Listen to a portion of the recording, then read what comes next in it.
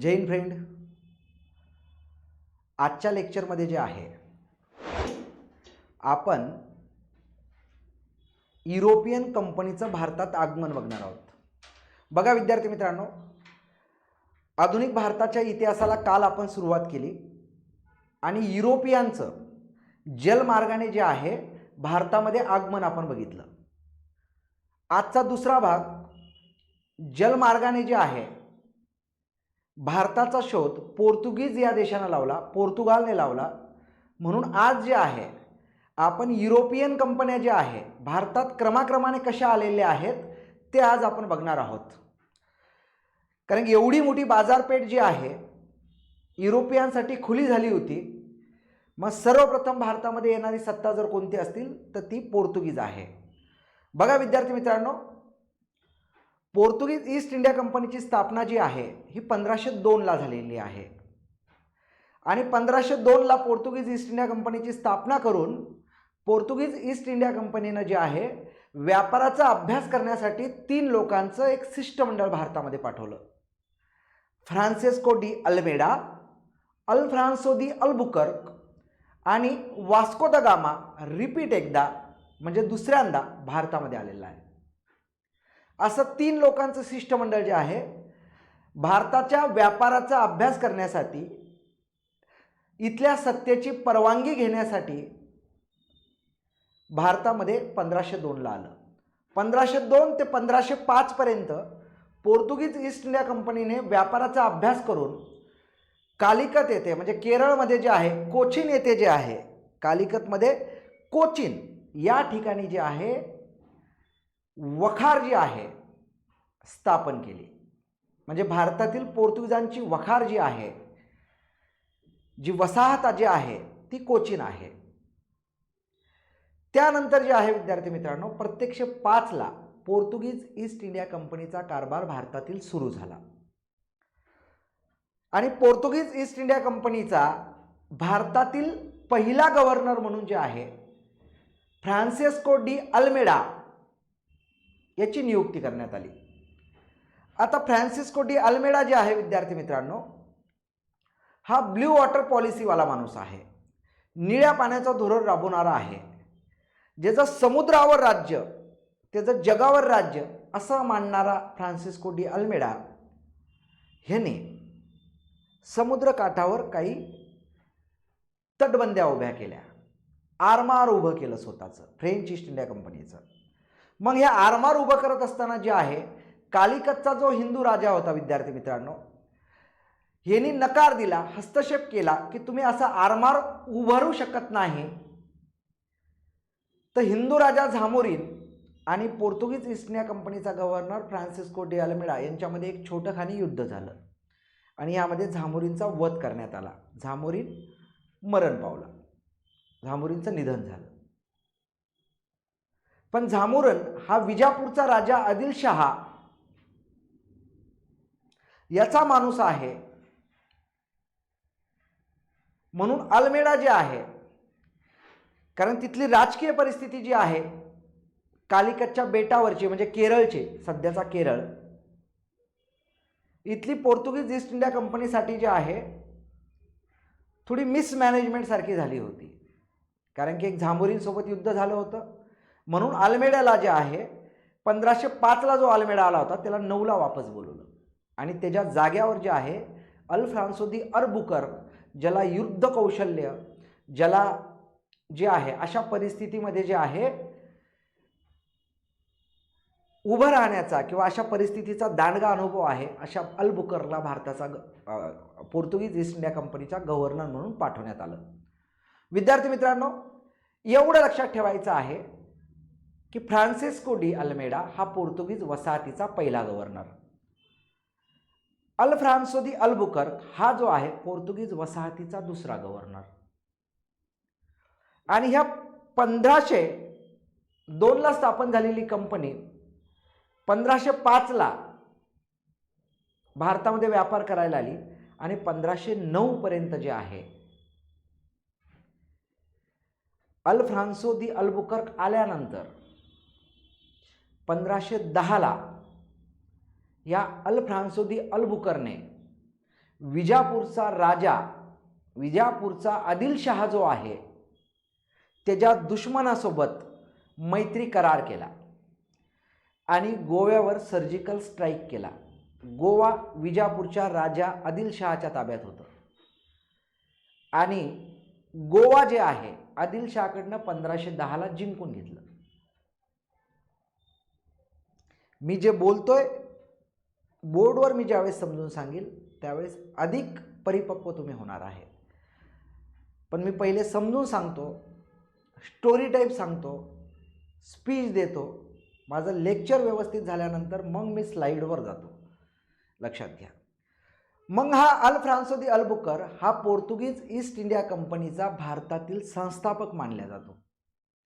कारण त्यांनी जे आहे, कारण विजापूरचा राजा आदिलशहा हा कोणाचा, आदिलशहाचा व्यक्ती होता झामोरीन. झामोरीनचा अल्मेडानं वध केला होता.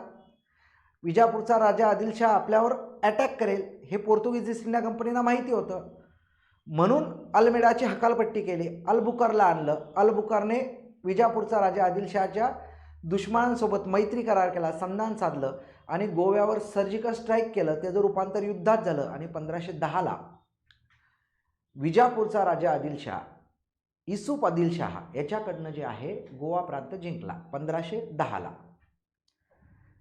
आणि 1510ला गोवा प्रांत जिंकल्यानंतर जे आहे 1530ला हेच गोवा जे आहे पोर्तुगीज ईस्ट इंडिया कंपनीचं मुख्यालय बनलं. हो, कोचीन, दीव, दमन, गोवा ह्यासारख्या पोर्तुगीज ईस्ट इंडिया कंपनीच्या भारतातील वसाहत यांनी इथे व्यापार सुरू केला. ज्या गोव्याला हेडक्वार्टर झालं, जे 1510ला गोवा जिंकला होता, हा गोवा पोर्तुगीजाच्या ताब्यात जे आहे 1961 पर्यंत होतं. म्हणजे भारत स्वतंत्र झाला 1947 पर्यंत. भारत स्वतंत्र झाला 15 ऑगस्ट 1947ला, तरी गोवा स्वतंत्र झालेलं नव्हतं. गोवा स्वतंत्र झालं 1961ला. कारण अल्फ्रान्सो दी अल्बुकरने जे आहे गोव्याला पोर्तुगीज वसाहतीचं मुख्यालय ज्यावेळेस स्थापन केलं, तिथल्या स्थानिक कर्मचाऱ्यांना एक आदेश दिला होता की स्थानिक स्त्रियांशी तुम्ही लग्न करा आणि त्यांना ख्रिश्चन बनवा, कारण ज्याचा धर्म एक त्याची सत्ता फार काळ टिकते. धर्माचा प्रचंड पगडा पोर्तुगीजांवर होता. ते जितक्या झपाट्यानं विस्तार करत गेले आणि त्यांना यश मिळत गेलं, लक्षात घ्या. परंतु पोर्तुगीज ईस्ट इंडिया कंपनी भारतावर राज्य करू शकली नाही, किंवा पोर्तुगीज ईस्ट इंडिया कंपनी इंग्लंडसारखी जी आहे तिचा विस्तार होऊ शकला नाही भारतातील. कारण काय, धर्माचा पगडा आणि कंपनीतील अंतर्गत कलह, ह्या कलहामुळे जे आहे पोर्तुगीज ईस्ट इंडिया कंपनीचा व्यापार जो आहे जेवढ्या वेगाने वाढला, पण त्याचा विस्तार फारसा होऊ शकला नाही. पोर्तुगीज ईस्ट इंडिया कंपनी जी आहे फक्त गोवा, कोचीन म्हणजे ज्याला कन्नौर, दीव, दमन ह्यासारख्याच वसाहतीला पोर्तुगीज ईस्ट इंडिया कंपनी व्यापार करत होती फक्त. पण एक गोष्ट लक्षात ठेवा विद्यार्थी मित्रांनो, भारतात सर्वप्रथम येणारी सत्ता जर कोणती असेल तर ती पोर्तुगीज ईस्ट इंडिया कंपनी आहे. भारतातून सर्वात शेवटी जाणारी सत्ता जर कोणती असेल तर ती पोर्तुगीज ईस्ट इंडिया कंपनी आहे. इंग्लंड नाही, ब्रिटिश ईस्ट इंडिया कंपनी नाही.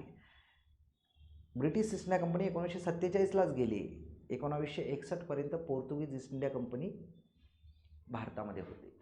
गोवा त्यांच्याच ताब्यात होतं, लक्षात घ्या. ठीक आहे. आयोग जे आहे विद्यार्थी मित्रांनो कंबाईनला आपल्याला ब्रिटिश ईस्ट इंडिया कंपनी, लक्षात घ्या, ह्याच्यावर जास्त भर देते समोर. पण आपल्याला आधुनिक भारताची जी आहे सांगड डायरेक्ट आपण पॉईंटवर गेल्यावर लागत नाही. आपल्याला कॉजेस, पार्श्वभूमी माहीत असणं गरजेचे आहे, कारणं माहीत असणं गरजेचे आहे. लक्षात, त्यावेळेस आपल्याला इफेक्ट, परिणाम कळतो, लक्षात घ्या. मग भारतात येणारी पहिली सत्ता पोर्तुगीज भारतात आली, व्यापार करायला लागली. गोवा हेडक्वार्टर बनवलं 1918. गोव्यानंतर हेडक्वार्टर बनवलं 1530ला. हेडक्वार्टर झालं गोवा. 1510ला जिंकलं, 1530ला गोवा मुख्यालय केलं पोर्तुगीजांनी. त्यानंतर जे आहे त्यांनी गोव्याला टाकसाळ काढली. गोव्याला टाकसाल जे आहे ते काढलं. पोर्तुगीजांनी चलन सुरू केलं, तिथे छापखाना सुरू केला. लक्षात घ्या 1556 पर्यंत. त्यानंतर भारतामध्ये दुसरी सत्ता जर युरोपियन कोणती भारतामध्ये व्यापार करण्यासाठी आली असेल तर ती हॉलंडची, ज्याला आपण सध्या नेदरलँड म्हणतो, युरोपमधला एक देश. ह्या नेदरलँडच्या लोकांना डच म्हटलं जातं. जसं पोर्तुगालच्या लोकांना पोर्तुगीज म्हणून आपण पोर्तुगीज ईस्ट इंडिया कंपनी म्हणतो, तसं हॉलंड किंवा नेदरलँडच्या लोकांना जे आहे डच म्हणतात. आणि डच ईस्ट इंडिया कंपनीची स्थापना 1595ला झाली. आणि 2 नंबरची कंपनी जी आहे स्थापनेबाबत, ज्याची स्थापना 1595ला झाली, ती भारतामध्ये जे आहे व्यापार करण्यासाठी आली. मग दुसरी युरोपियन कंपनी आहे डच ईस्ट इंडिया कंपनी.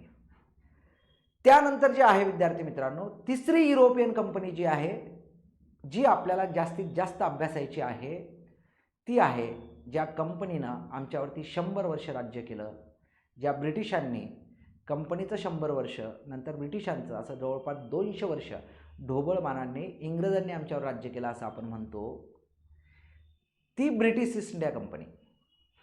14व्या शतकामध्ये भिकारी झालेला इंग्लंड, 200 वर्षे इंग्लंड ह्या परिस्थितीतून सावरत असताना विज्ञानाची कास धरली.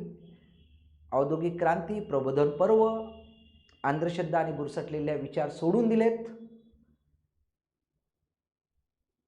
आणि इंग्लंडच्या व्यापाऱ्यांनी जे इंग्लंडमध्ये जे काही व्यापारी वर्ग होत्या, ज्या काही इंग्लंडमधल्या कंपन्या होत्या, अशा 258 कंपन्या एकत्र आल्या. एक त्यांनी युनियन, एक समूह त्यांचा बनवला आणि त्या समूहाला नाव दिलं मर्चंट ॲडव्हेंचर. Merchant adventure. आणि मग मर्चंट ॲडव्हेंचर हे ग्रुप तयार करून जे आहे, आपण देखील भारताशी व्यापार केला पाहिजे म्हणून जे आहे, आपल्याला भारतात व्यापार करायचा असेल तर इंग्लंडच्या राणीची आपल्याला परमिशन लागेल. म्हणून जे आहे इंग्लंडमधल्या व्यापारी लोकांनी जे 258 कंपन्या स्थापन झाल्या, एकत्र आल्या, आणि त्या 258 कंपन्या एकत्र येऊन एक बोर्ड ऑफ डायरेक्टर तयार केलं 24 लोकांचं. किती लोकांचं? 24 लोकांचं. असं समजायला हरकत नाही. आलं लक्षात? कालांतराने मग हे मर्चंट ॲडव्हेंचर हा समूह व्यापारी लोकांचा, ह्यांनी जे आहे 31 डिसेंबर जे आहे 31 डिसेंबर होता, आणि ह्या 31 डिसेंबरला एक गार्डन पार्टी ठेवली, एक मोठी पार्टी ठेवली आणि राणी एलिझाबेथला तिथे आमंत्रित केलं. राणी एलिझाबेथ, आता शेवटी एवढे मोठे इंग्लंडमधले व्यापाऱ्यांनी बोलवल्यानंतर जे आहे राणी एलिझाबेथने 31च्या या पार्टीला, या संमेलनाला, या समारंभाला हजेरी लावली. आणि मर्चंट ॲडव्हेंचर नावाचा जो समूह आहे, जो ग्रुप आहे, जो तयार झालेला आहे, ह्या व्यापारी लोकांचं काय म्हणणं आहे हे नीट ऐकून घेतलं.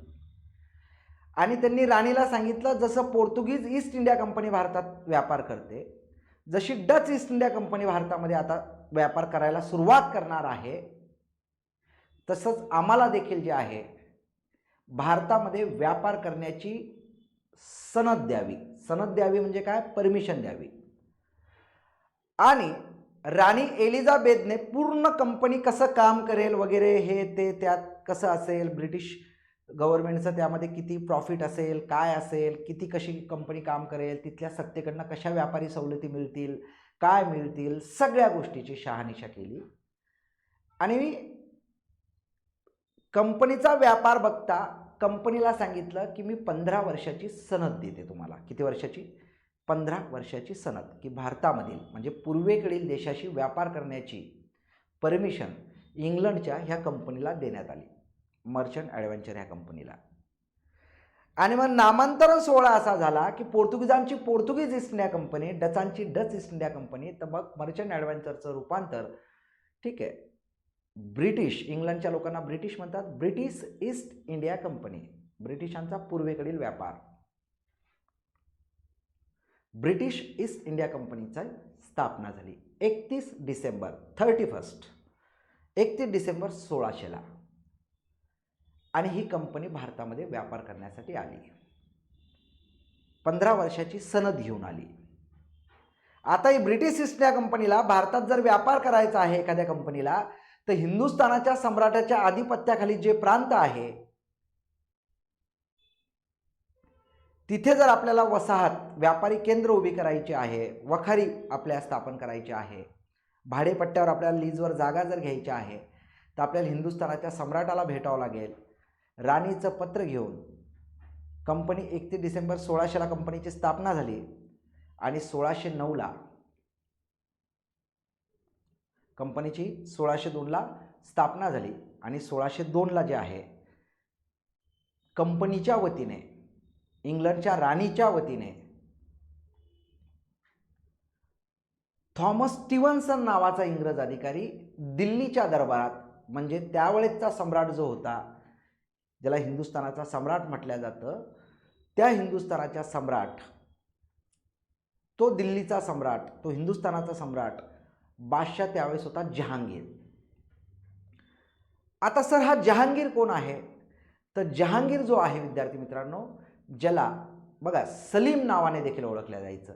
अनारकलीचा सलीम, प्यार किया तो डरना क्या, प्यार किया कोई चोरी नहीं की, चुप चुप के आहे भरना क्या.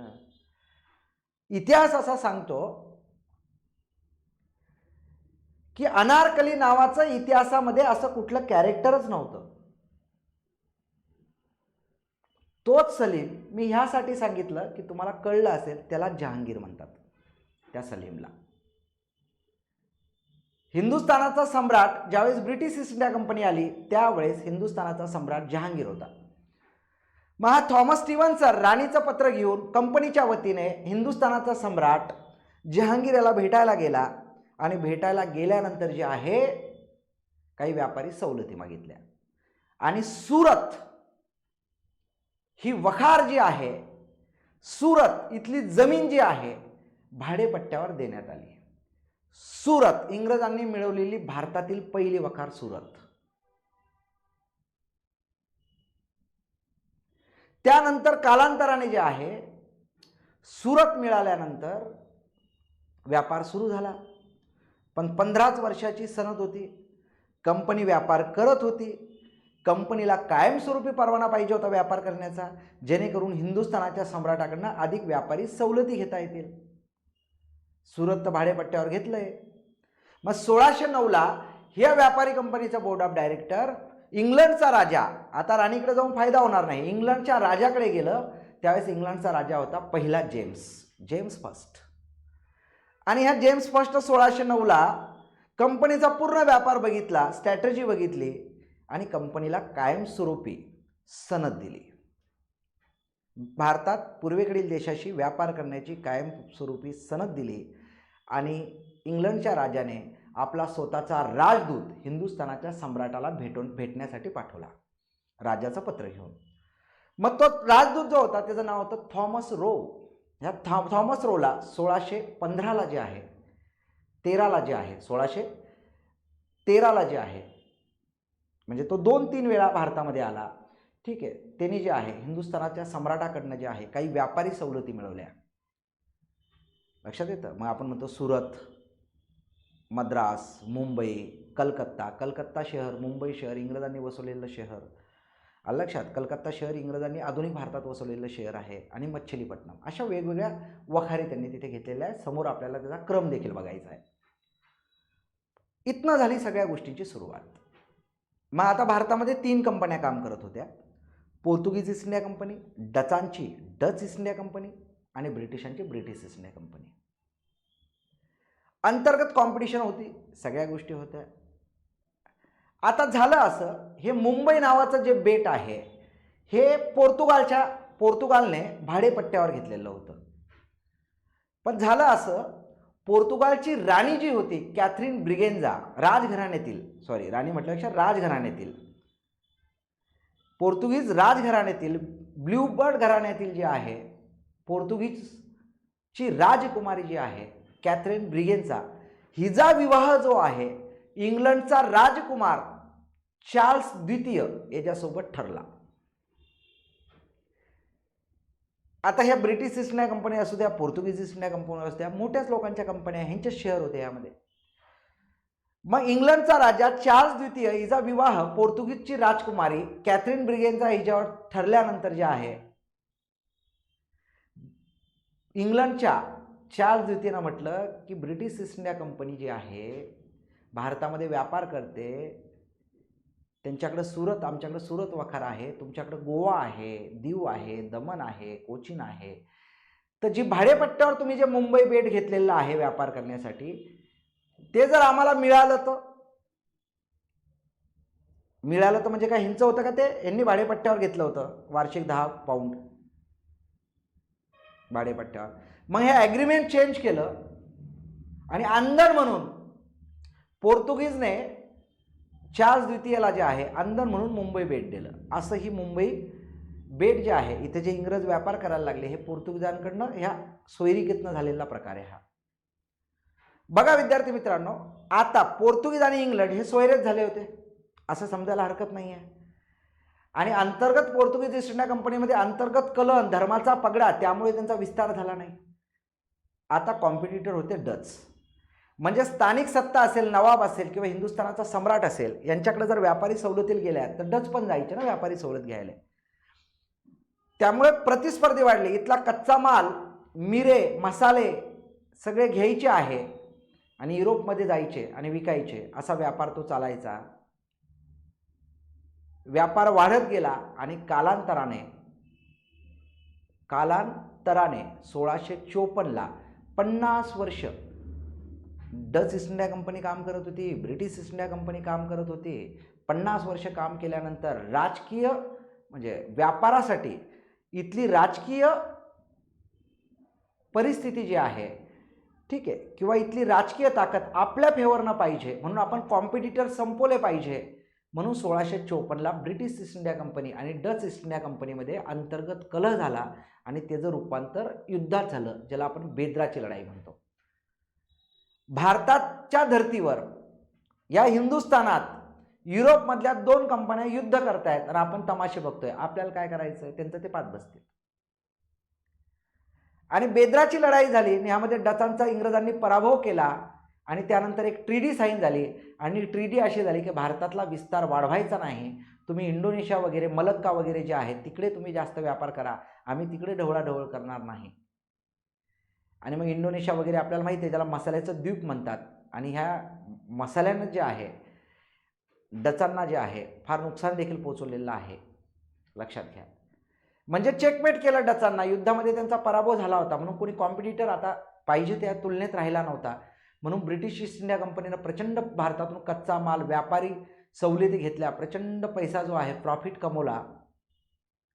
आणि प्रॉफिट कमवल्यानंतर 10 वर्षानंतर परत एक इंग्लंडचा कट्टर वैरी, जसा भारत पाकिस्तान तसा इंग्लंड आणि फ्रान्स, तर इंग्लंडचा पक्का वैरी फ्रान्सची द कंपेन देस इंडियस ओरिएंटलेस कंपनी, म्हणजेच ब्रिटिश ईस्ट इंडिया कंपनी. जसं आपण मर्चंट ॲडव्हेंचरला ब्रिटिश ईस्ट इंडिया कंपनीत रूपांतर झालं, तसं द कंपेन देस इंडियस ओरिएंटलेस कंपनी जी आहे, फ्रेंच ईस्ट इंडिया कंपनी 1664ला भारतात आलं. आता 1664ला भारतात आल्यानंतर फ्रेंच ईस्ट इंडिया कंपनीचा पहिला गव्हर्नर डुप्ले होता. पहिला म्हटल्यापेक्षा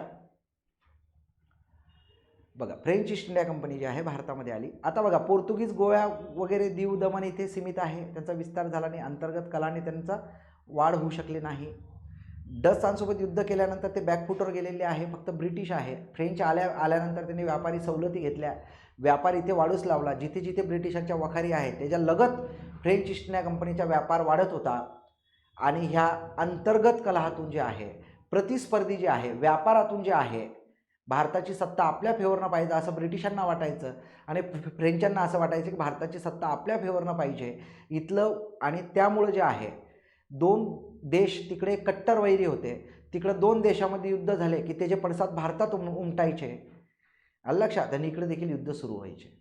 मग तिकडे 2 देशामध्ये युद्ध झालं, इकडे ह्या कंपन्या 2 देशामध्ये काम करत होत्या, लक्षात. मुख्य हेडक्वार्टर ब्रिटिश ईस्ट इंडिया कंपनीचं कलकत्ता होतं, ठीक आहे. ते कलकत्ता कसं शहर तयार झालं ते बी आपण बघणार आहे, गोविंदपूर, सतानाता, कालिकता. आणि फ्रेंच ईस्ट इंडिया कंपनी कलकत्त्याच्या थोड्या वरच्या साईडला चंद्रनगरला होती. त्याचे पडसाद भारतात उमटायचे आणि कर्नाटकच्या 3 लढाया झालेल्या आहे विद्यार्थी मित्रांनो. कर्नाटकची पहिली लढाई जी झाली फ्रेंच आणि ईस्ट इंडिया कंपनी आणि ब्रिटिश ईस्ट इंडिया कंपनीमध्ये, तिकडे 2 देशामध्ये युद्ध झाले. त्याचे पडसाद इकडे उमटले आणि फ्रेंचांजवळ हुशार गव्हर्नर होता, लढवया होता, त्याचं नाव होतं डुप्ले. खतरनाक होता डुप्ले. आतापर्यंत त्याचा इतिहास राहिला होता की तो एकही लढाई हरला नाही. बुद्धी कौशल्य, पारंगता, योद्धा होता डुप्ले. आणि ही जी लढाई आहे विद्यार्थी मित्रांनो, कर्नाटकची पहिली लढाई जी आहे, ह्यामध्ये फ्रेंच विजयी झाले, ब्रिटिश ईस्ट इंडिया कंपनी हरली. तिकडं 2 देशामध्ये तह झाला, इंग्लंड आणि फ्रान्समध्ये. आणि इकडेही मग हा मुद्दा तिकडे उचलण्यात आला आणि मग 2 कंपन्यांमधलं युद्ध थांबलं.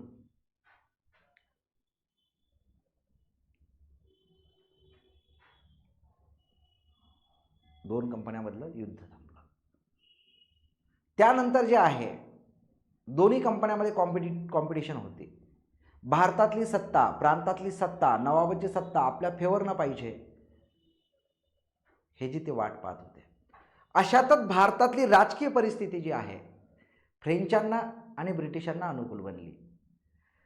दख्खनचा निजाम जो आहे उल्मुख खान उर्फ चिलकिलीस खान, हे जर निधन झालं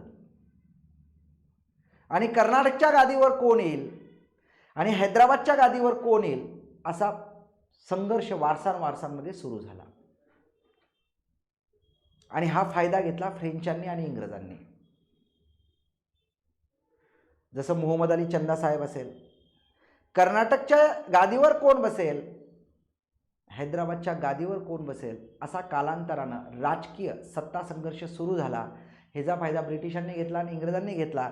जर आपण समजा 2 वारस आहे, कर्नाटकच्या गादीवर कोण येईल, ए आणि बी सपोर्ट, तर आपण जर एला जर सपोर्ट केला, काही सैन्य दिलं, रसद पुरवली, तर तो जर गादीवर आला तर फ्रेंचांना थारा देणार नाही. फ्रेंच म्हणायचे आपण जर 2 पैकी एकाला सपोर्ट केला, आपण रसद दिली, तो जर गादीवर आला तो आपल्या फेवरनं असेल, तो ब्रिटिशांना सपोर्ट करणार नाही, व्यापारासाठी आपल्याला करेल. आणि मग ह्या कर्नाटकच्या गादीहून जे आहे खरा संघर्ष झाला ब्रिटिश ईस्ट इंडिया कंपनी आणि फ्रेंच ईस्ट इंडिया कंपनी. आता ब्रिटिशांचं नेतृत्व जे आहे त्यांच्याकडे पहिल्या लढाईमध्ये पाहिजे तसं नेतृत्व नव्हतं. इकडं हुशार नावाचा डुप्ले हा अधिकारी होता. तर कर्नाटकच्या दुसऱ्या गादीचं नेतृत्व जे आहे, आपलं कर्नाटकच्या दुसऱ्या युद्धाचं नेतृत्व फ्रेंचांचं कोण करेल, ब्रिटिशांचं कोण करेल असा प्रश्न पडला. कारण फ्रेंचाकडे डुप्ले नावाचा हुशार अधिकारी होता. ब्रिटिशांचं नेतृत्व घ्यायला कोण तयार राहील, कारण डुप्ले समोर कोणी टिकत नाही. म्हणून एक रॉबर्ट क्लाइव्ह नावाची पर्सनॅलिटी जी आहे, रॉबर्ट क्लाइव्ह नावाचं व्यक्तिमत्व जे आहे, ह्याने सांगितलं आय विल ट्राय, एकदा मला संधी देऊन बघा, या संधीचं मी सोनं करेन. आता रॉबर्ट क्लाइव्हची जर तुम्ही हिस्ट्री बघितली तर रॉबर्ट क्लाइव्ह जो आहे विद्यार्थी मित्रांनो, हा जहाजामध्ये जे आहे चहा द्यायचा अधिकाऱ्यांना. जो व्यापार करण्यासाठी जे अधिकारी वर्ग यायचे इंग्लंडहून भारतामध्ये जहाजमार्गे, तो हा चहा वाटप करायचा. चांगला पोरगा आहे, हुशार आहे, म्हणून ब्रिटिश ईस्ट इंडिया कंपनीच्या त्याला कारकून म्हणून जे आहे जॉब दिला. कारकून असताना जे आहे त्याला लष्कराची आवड होती, म्हणून त्याला लष्करात जॉब दिला. त्याच्या बुद्धिचातुर्याच्या बळावर आणि त्याच्या कौशल्याच्या बळावर तो एक एक पोस्ट हासिल करत होता. अत्यंत जे आहे गरीब घरचा रॉबर्ट क्लाइव्ह. लक्षात, मी तर विद्यार्थ्यांना सांगतो की तुम्ही विचार करा, चहा देणारा माणूस कारकून होतो, कारकूनचा लष्करात भरती होतो. कर्नाटकच्या दुसऱ्या लढाईला इंग्रजांकडे नेतृत्व नाही, ब्रिटिश ईस्ट इंडिया कंपनीकडे नेतृत्व नाही. रॉबर्ट क्लाइव्ह म्हटलं की मी लढून दाखवतो, कोणी लढायला तर तयार नाही आहे, मला एकदा विश्वास तर ठेवा. रॉबर्ट क्लाइव्हनं कर्नाटकचं दुसरी लढाई, कर्नाटकची राजधानी त्यावेळेस आर्काट होती, आर्काटच्या मैदानावरती लढाई झाली. रॉबर्ट क्लाइव्हनं गनिमी काव्यानं जे आहे युद्ध जिंकलं. इंग्रज सैन्य फ्रेंच सैन्य समोर आलं. वाद गादीवरनं आहे, गादीवर कोणता वारस बसणार ह्याच्यावरनं 2 कंपनीत सत्ता संघर्ष झाला. दोघांचे सैन्य पुढं आले, भिडलं. रॉबर्ट क्लाइव्हने एक तुकडी मागे बॅकफुटवर नेली आणि फ्रेंचांचं चंद्रनगर ताब्यात घेतलं. जेव्हा फ्रेंचांना कळलं आपण इथे आर्काटमध्ये लढतोय ना, आपलं चंद्रनगर हेडक्वार्टर आहे, फ्रेंच ईस्ट इंडिया ते हेडक्वार्टर्स आपल्या हातून गेलेलं आहे. परत जे आहे विद्यार्थी मित्रांनो, फ्रेंचांचं सैन्य जे आहे चंद्रनगरच्या दिशेने गेलं आणि परत रॉबर्ट क्लाइव्ह यू टर्न घेतला आणि मैदानात उतरला आणि ही लढाई गनिमी काव्याने जिंकली. डुप्लेवर खापर फुटलं. पहिल्यांदा डुप्ले हरला होता. डुप्लेनं रिलॅक्समध्ये घेतलं होतं, पण रॉबर्ट क्लाइव्हनं आपला कस पणाला लावला होता. दख्खनच्या गादीवरचा वाद युरोपच्या 2 कंपन्या लढत होत्या की गादीवर कोण बसेल, आणि दोघांना वाटायचं की आपण ज्याला सपोर्ट करतो तो गादीवर बसला तर त्या प्रांतामध्ये इतर युरोपियन कंपनीला व्यापारी सवलती मिळणार नाही. अशी राजकीय परिस्थिती अनुकूल बनत गेली आणि सत्तेसाठी दोघांचा भांडणात तिसऱ्याचा लाभ. आणि डुप्लेवर खापर फोडण्यात आलं. डुप्लेची गव्हर्नर पदावरून पोर्तुगीज वसाहतीच्या गव्हर्नर पदावरून पोर्तुगीज ईस्ट इंडिया कंपनीच्या गव्हर्नर पदावरून हकालपट्टी केली. डुप्ले पोर्तुगीज ईस्ट इंडिया कंपनीला फ्रेंच सरकारला सांगत होता, फ्रेंचांना म्हणत होता की मला एक संधी द्या, एक संधी द्या, मी रॉबर्ट क्लाइव्हचा पराभव करून तुम्हाला दाखवेल.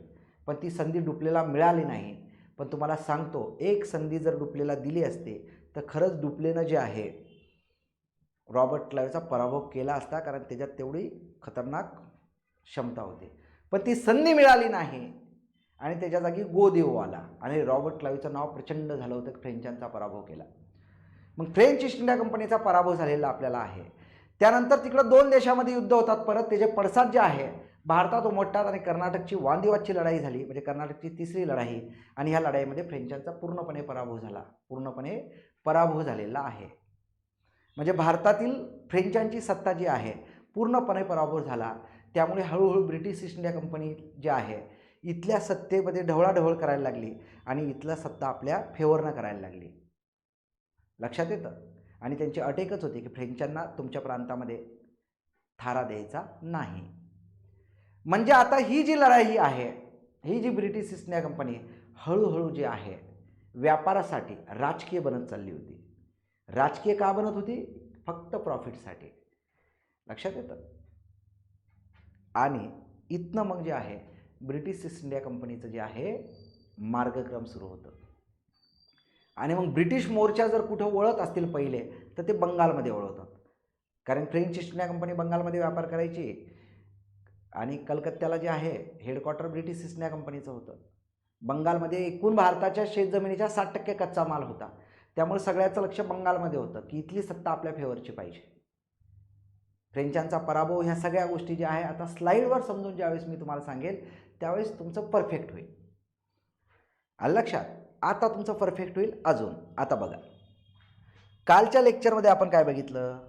कालच्या लेक्चरमध्ये जलमार्गाने युरोपियांचं भारतात आगमन. लक्षात येतं.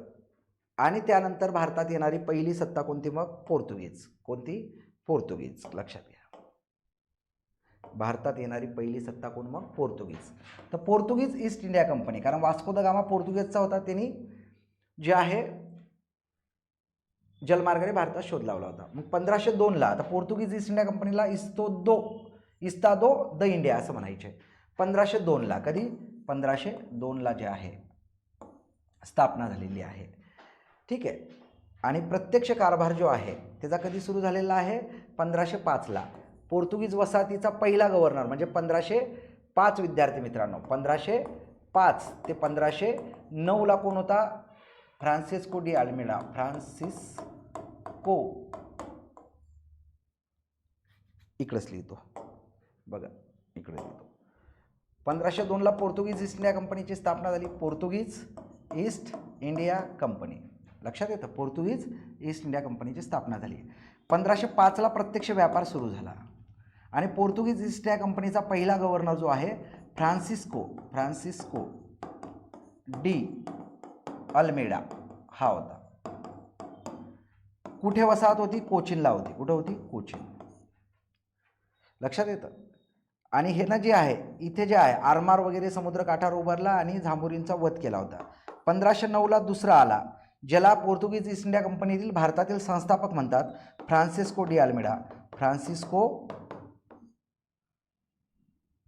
अल्फ्रान्सो डी अल्बुकर. कोण? Alfonso de Albuquerque. बुकर नावाचा पुरस्कार आहे ना, त्याच्यावर लक्षात ठेवायचं.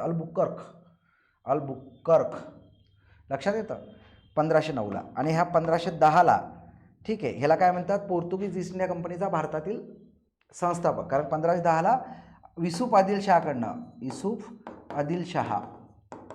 आदिलशहाकडनं गोवा प्रांत जिंकला आहे. कोणता प्रांत? गोवा जिंकलं 1510ला. आणि मग गोवा कधी स्वतंत्र झालेला आहे? 1961ला. कधी झालेला आहे? 1961ला स्वातंत्र्य झालेलं आहे. भारतात येणारी पहिली सत्ता पोर्तुगीज आणि भारतातून जाणारी शेवटी बी कोण? पोर्तुगीज. लक्षात येतं. आता हे नावं काही लक्षात कसे राहतील? Francisco de Almeida. लक्षात येतं. अल्मेडा. कुछ कुछ होता है नावाचा चित्रपट आलता, त्यात जॉनी लिव्हरचं नाव होतं अल्मेडा मैं दुनिया में अकेला हो.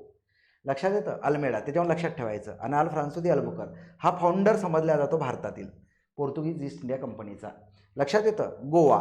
आणि मग 1556ला जे आहे पोर्तुगीजांनी काय काढलेलं आहे बघा. 1530ला जे आहे हेडक्वार्टर बनवलं कंपनीचं गोवा. आणि 1556ला टाकसाळ काढली. काय काढली? टाकसाळ काढलेली आहे. लक्षात येतं. त्यानंतर जे आहे विद्यार्थी मित्रांनो बघा, कोण आलं नंतर? मग आलं बघा, हे खालीवर झालेला आहे हा क्रम, असा घ्यायचा आहे आपल्याला. ब्रिटिश ईस्ट इंडिया कंपनी आली. लक्षात येतं. ब्रिटिश ईस्ट इंडिया कंपनीची स्थापना 1595ला झालेली आहे. आणि व्यापार सुरू झाला 1602ला. व्यापार सुरू झाला 1602ला. आलं लक्षात. आणि तिसरी कंपनी भारतामध्ये आली, ब्रिटिश ईस्ट इंडिया कंपनी. नाव काय होतं? The governor and company of merchant of London trading in to the East Indies, ज्याला मर्चंट ॲडव्हेंचर म्हणायचे. आलं लक्षात. ही स्थापना झाली 31 डिसेंबर 1600. पण प्रत्यक्ष ब्रिटिश ईस्ट इंडिया कंपनीचा व्यापार सुरू झाला 1602ला. म्हणजे 1602ला जे आहे डच ईस्ट इंडिया कंपनी आणि ब्रिटिश ईस्ट इंडिया कंपनी त्याच वर्षी व्यापार सुरू झाला.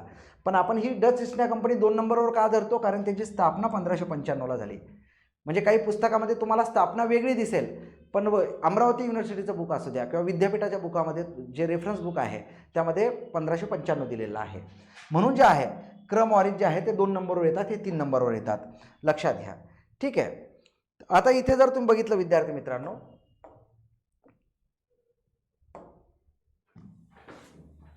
पहिले, मग नंतर 2 नंबरवर कोण आले? डच आले. 3 नंबर कोण आले? British East India Company. आता ब्रिटिश ईस्ट इंडिया कंपनी 31 डिसेंबर 1600ची स्थापना. आलं लक्षात. किती वर्षाची सनद? 15 वर्षाची सनद. 15 वर्षाची सनद. ही सनद कोण दिलेली आहे? तर एलिझाबेथनं दिलेली आहे. इंग्लंडची राणी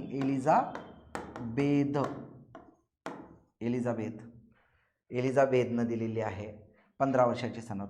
प्रत्यक्ष व्यापार कधी सुरू झाला? 1602ला. लक्षात घ्या. ठीक आहे. आणि कोणती वखार मिळवली? तर सुरत ही वखार मिळवली. कोणाकडनं मिळवली? कोणत्या इंग्रज अधिकाऱ्याने मिळवली? तर थॉमस स्टीवनसन हा भारतात आला होता. स्टीवनसन.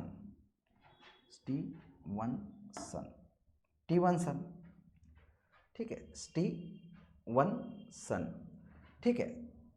स्टीवनसननं मिळवली. कोणाकडनं मिळवली? हिंदुस्थानाचा सम्राट त्यावेळेस होता जहांगीर. काय होता? जहांगीर. मग इंग्रजांनी मिळवलेली भारतातील पहिली वखार कोणती? सुरत. इथे कामकाज सुरू झालं. ठीक आहे. त्यानंतर 1609ला इंग्लंडचा राजा पहिला जेम्स. कोण? इंग्लंडचा राजा पहिला जेम्स फर्स्ट. पहिला जेम्स किंवा जेम्स फर्स्ट याने कंपनीचा व्यापार पाहता कंपनीला कायमस्वरूपी सनद दिली आणि आपला राजदूत पाठवला. आणि 1613ला थॉमस रोने हिंदुस्थानाचा सम्राट जहांगीरकडनं काय केल्या? व्यापारी सवलती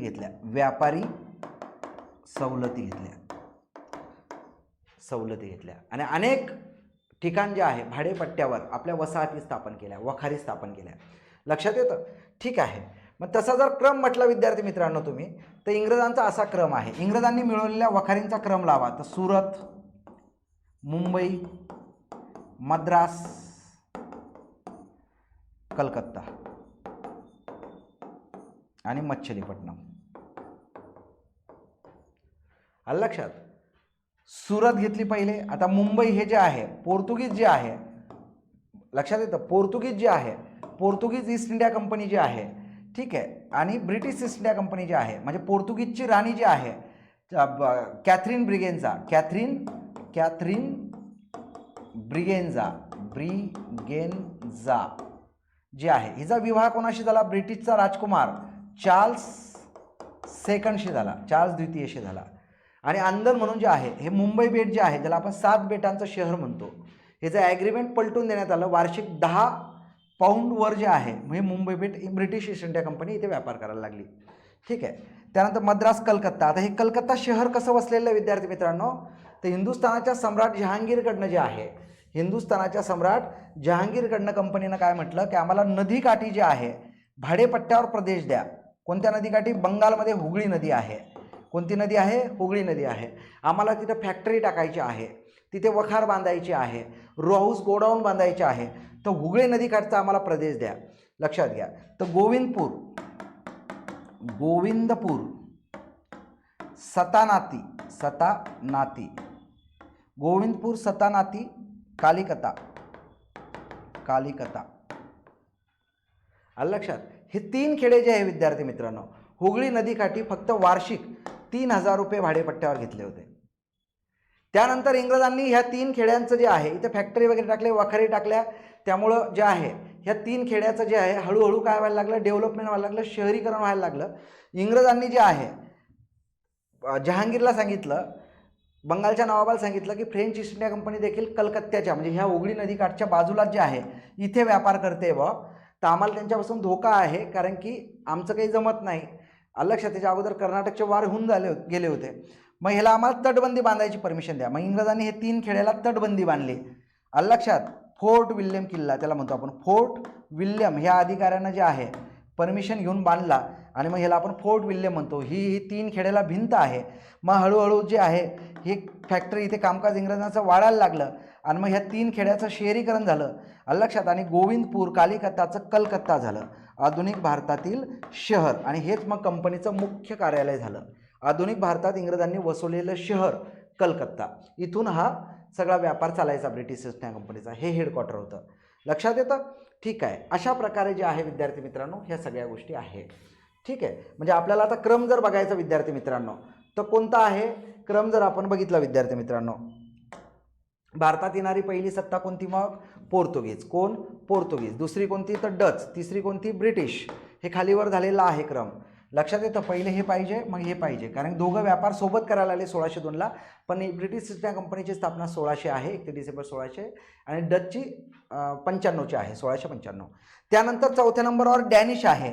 आलं लक्षात? पण हे काही व्यापारी तग धरू शकले नाही पाहिजे तसं. आलं लक्षात? जशी British East India company, French east India company धरू शकली, तसे डॅनिश ईस्ट इंडिया कंपनी धरू शकली नाही. जसे डच वगैरे होते, फ्रेंच वगैरे होते, पोर्तुगीज होते. आलं लक्षात? म्हणून पण 4थ्या क्रमांकावर जर आला आपला तर डॅनिश येतं. काय येतं? डॅनिश. आलं लक्षात? 4थ्या क्रमांकावर काय येतं?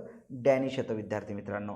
त्यानंतर 5व्या क्रमांकावर फ्रेंच ईस्ट इंडिया कंपनी येते, म्हणजे त्याला आपण म्हणतो द कंपेन देस ओरिएंटलेस कंपनी किंवा इंडेस ओरिएंटलेस कंपनी शॉर्टमध्ये, 1664. आता डॅनिश ईस्ट इंडिया कंपनी 1616ची आहे, भारतामध्ये आलेली आहे स्थापना. फ्रेंच ईस्ट इंडिया कंपनी 1664ला आहे. त्यानंतर स्वीडिश ईस्ट इंडिया कंपनी ती देखील आलेली आहे, 1731ची आहे.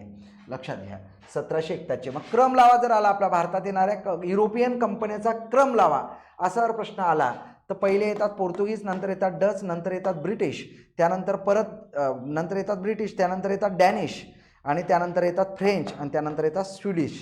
लक्षात? PDBDFS. पण ह्यापैकी प्रमुख सत्ता जर कोणत्या होत्या तर कोणत्या होत्या? प्रमुख सत्ता पोर्तुगीज, डच, ब्रिटिश आणि फ्रेंच ह्या प्रमुख सत्ता होत्या, म्हणजे प्रमुख व्यापारी कंपन्या होत्या. लक्षात? ज्यांचा विस्तार खूप मोठ्या प्रमाणात भारतामध्ये वाढला. ठीक आहे. आता हे झालं विद्यार्थी मित्रांनो. ठीक आहे. आता आपल्याला बघायचं आहे की ह्या युरोपियन कंपन्या ज्या भारतामध्ये आल्या ह्यांच्याकडे व्यापारी सवलती ज्या आहे, कोणकोणत्या भारतामधील ठिकाणी ते व्यापार करायचे, कोणकोणत्या ठिकाणी त्याच्या वखारी होत्या. लक्षात घ्या. तर इथे बघायला विद्यार्थी मित्रांनो लक्षात घ्या, आता ह्या पश्चिम किनारा आहे भारताचा. आता ह्या पश्चिम किनाऱ्यावर जे आहे पोर्तुगीजांच्या वखारी आहे. आता इथे तुम्हाला दिसतं पोर्तुगीज म्हणजे काय, बॉक्स जर असेल तर तिथे पोर्तुगीजांची वसाहत आहे, वखार आहे. आलं लक्षात?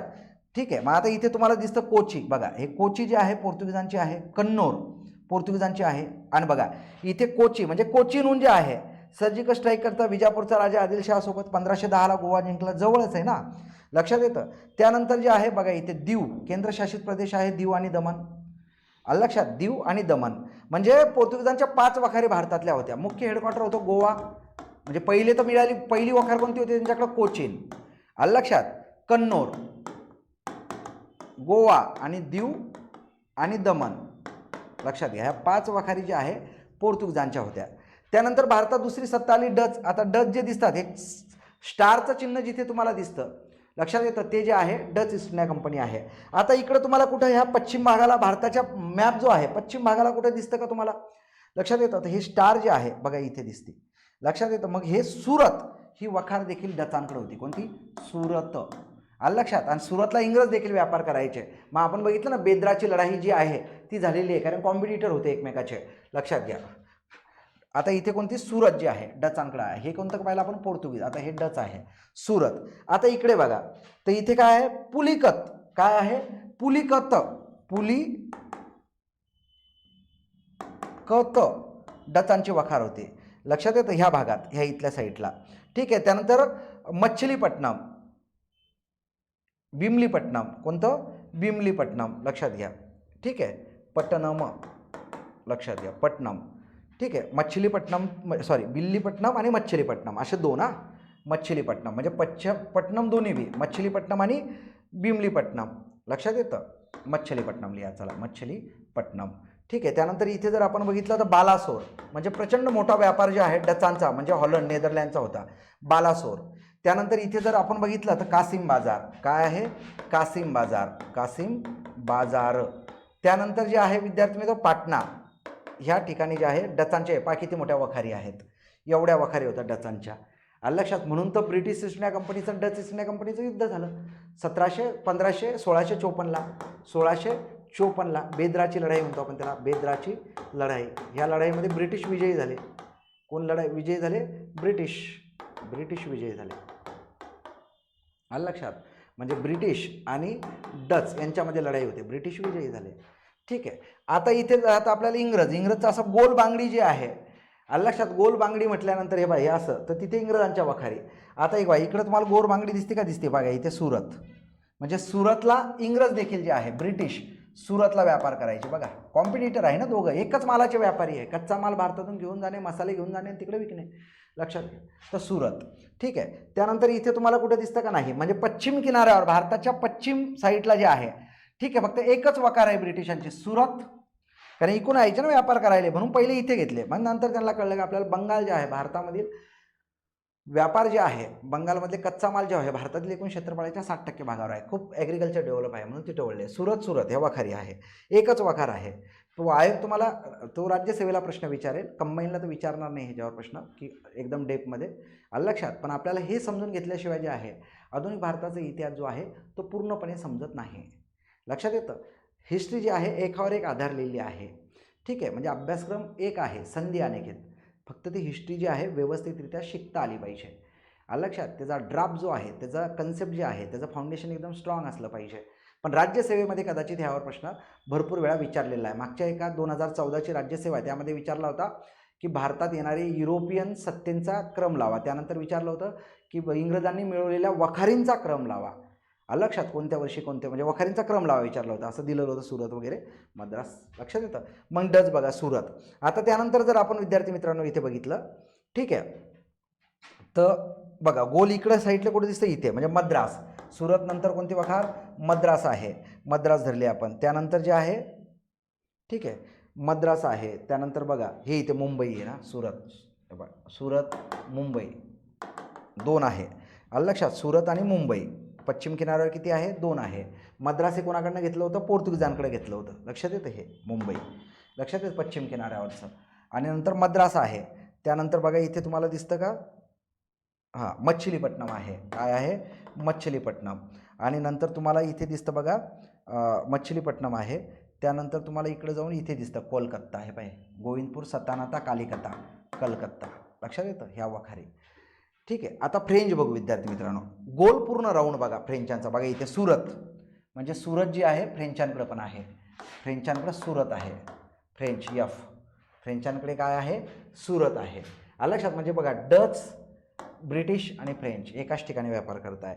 ठीक आहे. त्यानंतर जे आहे बघा विद्यार्थी मित्रांनो, इथे मद्रास, हे मद्रास जे आहे ठीक आहे ब्रिटिशांकडे आहे आणि फ्रेंचांकडे पण आहे. मच्छलीपट्टणम ब्रिटिशांकडे पण आहे आणि फ्रेंचांकडे पण आहे. लक्षात येतं. त्यानंतर बघा इथे चंद्रनगर, आता इथे कलकत्त्याला इंग्रज आहे आणि त्याच्या अंतरावर जे हेडक्वार्टर आहे चंद्रनगर, हे चंद्रनगरला कोणाचं हेडक्वार्टर आहे, तर फ्रेंचांचं आहे. लक्षात येतं. ह्या झाल्या वखारी. ठीक आहे. ब्रिटिशांनी भारतात मिळवलेल्या वखारी भाडेपट्ट्यावर हिंदुस्थानाच्या सम्राटाकडनं. लक्षात येतं. हिंदुस्थानाचा सम्राट, आलं लक्षात, टप्प्याटप्प्याने वखारी मिळवत गेल्या. जहांगीर हे नाव लक्षात ठेवायचं. हिंदुस्थानाचा सम्राट जहांगीर याच्याकडनं. ह्या सम्राटाला माहीत होतं काय की हे लोक आपल्याकडनं व्यापारी सवलती घेत आहेत आणि कालांतरानं जे आहे हेच लोक आपल्याला आपली सत्ता इथली काढतील आणि आपल्याला रंगूनच्या तुरुंगात आपल्या वंशजाला जे आहे बंद करतील. असं कधी वाटलं असेल का? नाही. आलं लक्षात. जसं जसं आपण समोर जाऊ तसा तसा हिस्ट्री हा इंटरेस्टिंग होत जाईल. लक्षात घ्या. हिस्ट्रीला तुम्ही कधी बोर होणार नाही. अरे आता समोर काय होईल, समोर काय होईल असं वाटायला लागेल. आलं लक्षात. आणि त्यात मग फॅक्च्युअल डाटा, कंटेंट, आलं लक्षात. मग कुठलीही एक्झाम येऊ द्या, ठीक आहे, मार्क येतील म्हणजे येतील. आणि माझं पहिलं लेक्चर जे आहे यूट्यूबला आहे, हिस्ट्रीची स्ट्रॅटजी, त्याचा सिलेबस आपण चर्चा केलेली आहे. नोट्स कशा काढावे त्याच्यावर आपण चर्चा केलेली आहे विद्यार्थी मित्रांनो. लक्षात येतं.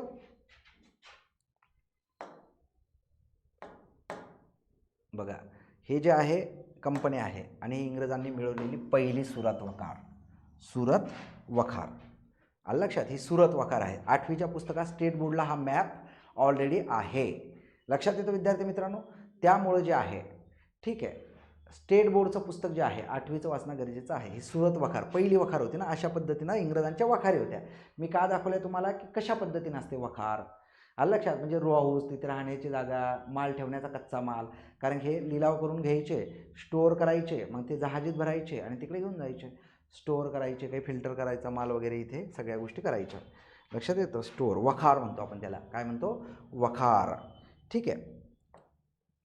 मग आता दुसरा जो टॉपिक आपला आहे बंगालच्या सुभ्यात ब्रिटिश साम्राज्याची स्थापना. लक्षात येतं. बंगालच्या सुभ्यात ब्रिटिश साम्राज्याची स्थापना. इंग्रजांनी सर्वप्रथम गुलाम काय केलं तर बंगाल केलं. फ्रेंच ईस्ट इंडिया कंपनीचा व्यापार आणि ब्रिटिश ईस्ट इंडिया कंपनीचा व्यापार हा सगळ्यात जास्त बंगालमध्ये होता. लक्षात. डच पण व्यापार करायचे. लक्षात येतं. पण ब्रिटिश आणि फ्रेंचांच्या तुलनेत जे आहे ते तेवढे पॉवरफुल राहिले नव्हते. पोर्तुगीज जे आहे अंतर्गत कलातून गोव्या आणि दीव दमण, कोची आणि कन्नौर इथेच सीमित राहिले होते. त्यांचा विस्तार होऊ शकला नाही. लक्षात येतं. आणि फ्रेंचांच्या ज्या लढाई झाल्या विद्यार्थी मित्रांनो, कर्नाटकच्या 3 लढाया, या कर्नाटकच्या लढाईमध्ये ब्रिटिश वरचढ ठरले. लक्षात येतं. आणि नंतर ब्रिटिशांनी जे आहे स्थानिक सत्तेमध्ये इथल्या ढवळाढवळ केलेली आहे बंगालमध्ये. मग आपल्याला जे बघायचं आहे विद्यार्थी मित्रांनो, बंगालची जी आहे, बंगालमध्ये नवाब कोण होता, हिंदुस्थानाचा सम्राट कोण होता, बंगालची परिस्थिती काय होती, कशा पद्धतीने ब्रिटिश सुभ्यात जे आहे, बंगालच्या सुभ्यात जे आहे ब्रिटिश साम्राज्याची स्थापना झालेली आहे. आलं लक्षात. सर्वप्रथम बंगालमध्ये कसा राजकीय हस्तक्षेप करून बंगाल ताब्यात घेतलेला आहे. आलं लक्षात. म्हणजे पूर्णपणे गुलाम नंतर जे आहे पहिलं केलं तर बंगाल केलेलं आहे. ठीक आहे. त्यासाठी आपल्याला मुघल सम्राट भारताचे कोण कोण होते हे समजून घेणं गरजेचं आहे विद्यार्थी मित्रांनो. हे समजून घेणं गरजेचं आहे. त्यानंतर हे समजून घेताना जे आहे म्हणजे बघा हे औरंगजेब आहे. जोपर्यंत भारतात औरंगजेब होता, औरंगजेब मेल्यानंतर मुघल सत्तेला उतरती कळा लागली असं म्हणतात. लक्षात येतं. कारण बंगालच्या हिंदुस्थानाच्या सम्राटाच्या आधिपत्याखाली बंगाल होतं. पहिले बंगालला सुबा म्हटलं जायचं आणि त्या सुब्याचा प्रमुख होता, त्याचं नाव होतं सुभेदार म्हटलं जायचं. आणि नंतर त्या सुभेदारचं जे आहे मुघल सत्ता जी आहे ठीक आहे औरंगजेबानंतर उतरती कळा लागली आणि जे सुभेदार होते त्यांनी स्वतःला बंगालचं नवाब घोषित केलं होतं. नवाब पद आणलं होतं त्यांनी, नवाब घोषित केलं. आलं लक्षात. जे ब्रिटिश हिंदुस्थानाच्या सम्राटाच्या आधिपत्याखालीच होतं. मग इकडे हिंदुस्थानाचे सम्राट दिलेले आहे. मग बंगालचा सुभेदार कोण होता, दिवाण कोण होता, नवाब कोण झाला, हे सगळं आपल्याला उद्याच्या लेक्चरमध्ये बघायचं आहे. मग त्यावेळेस तुम्हाला कळेल की जे आहे की बंगालच्या सुभेत ब्रिटिश साम्राज्याची स्थापना कशी झाली विद्यार्थी मित्रांनो. लक्षात येतं. 2 लेक्चरमध्ये जे आहे आपण काय शिकलो तर पहिल्या लेक्चरमध्ये जे आहे युरोपियनचं जलमार्गाने भारतात आगमन आणि भारताची बाजारपेठ युरोपियनसाठी जलमार्गाने खुली झाली.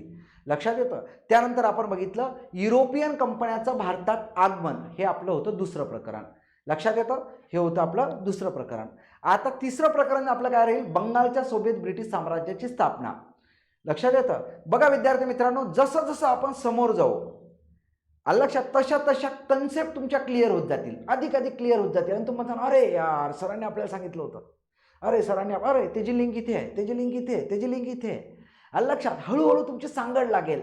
आणि ज्यावेळेस सांगड लागेल ना, त्यावेळेस तुम्हाला अंतर मनातून आनंद होईल.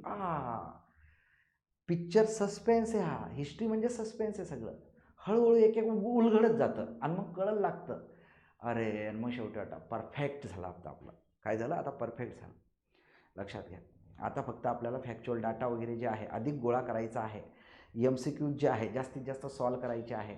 ठीक आहे, PYQ MCQज, बस. माझे लेक्चर, माझी नोट्स जर तुम्ही व्यवस्थित केली, आलं लक्षात, तर मी 100% सांगतो तुम्हाला काही करण्याची गरज पडणार नाही. माझ्या लेक्चरमधूनच जे आहे, लक्षात येतं, तुमचा सिलेबस कव्हर होईल विद्यार्थी मित्रांनो. लक्षात घ्या, तुमचा सिलेबस काय होईल? पूर्णपणे कव्हर होईल. ठीक आहे विद्यार्थी मित्रांनो, असंच भेटत राहायचं आहे. प्रत्येक टॉपिकच्या नोट्स बनवायच्या आहे. 4 कव्हरचं रजिस्टर करायचं आहे. त्याचं 60 आणि 40 भाग करायचे आहे, 2 भाग. आणि 3 पेनाचा वापर करायचा आहे. यूट्यूबला मी ह्याची स्ट्रॅटर्जी सांगितलेली आहे. लक्षात येतं? असं शेवटपर्यंत तुम्हाला आपल्याला चालायचं आहे. लक्षात घ्या.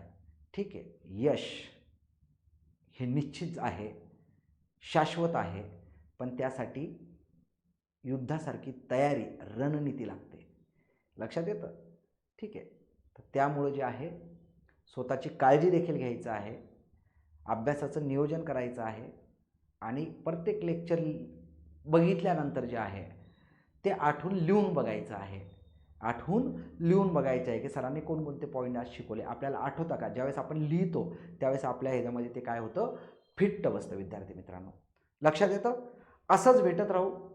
उद्याच्या लेक्चरमध्ये बंगालच्या सुब्यात ब्रिटिश साम्राज्याची स्थापना आपण बघणार आहोत. डोंट मिस, हे लेक्चर मिस करू नका उद्याचं. ठीक आहे, कुठलंच लेक्चर मिस करायचं नाही आहे, कारण एकावर एक आधारलेला इतिहास आहे. लक्षात येतं विद्यार्थी मित्रांनो? थांबू. ठीक आहे, काही अडचणी जर तुमच्या असतील अजून, लक्षात येतं, तर माझा नंबर आहे 9146265840. हा माझा कॉन्टॅक्ट नंबर आहे. आलं लक्षात? तुम्ही मला टेक्स्ट मॅसेजद्वारे जे आहे, ठीक आहे, तुम्ही काही जर अडचणी असतील तर तुम्ही मला विचारू शकता. ज्यावेळेस मला वेळ मिळेल त्यावेळेस मी त्याची उत्तरं नक्की देईल. लक्षात येतं? ठीक आहे, उद्या भेटूया पुढच्या लेक्चरमध्ये. जय हिंद, जय महाराष्ट्र.